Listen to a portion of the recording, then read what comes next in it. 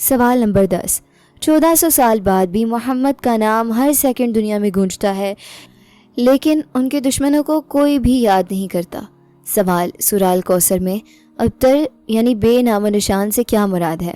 اے، جس کی اولاد نہ ہو، بی، جو بیمار ہو، سی، جو غریب ہو، ڈی، جس کا اللہ اور رسول صلی اللہ علیہ وسلم سے رشتہ ٹوٹ گیا ہو۔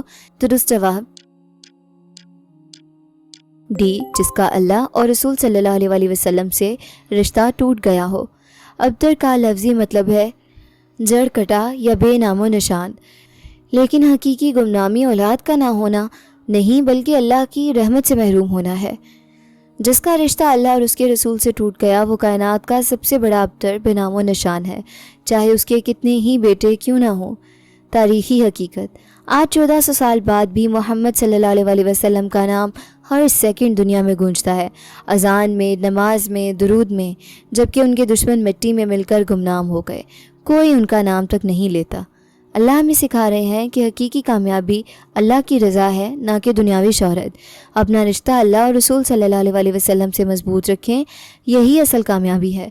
روزانہ کم از کم 100 بار درود شریف پڑھیں، دعا کریں، اے اللہ میرا رشتہ تجھ سے اور تیرے رسول صلی اللہ علیہ وسلم سے مضبوط رکھ، آمین۔ اچھی بات پھیلانا بھی صدقہ جاریہ ہے۔ ویڈیو لائک کر دیں اور سبسکرائب کر کے اس خیر کے سفر میں ہمارے ہم سفر بن جائیں۔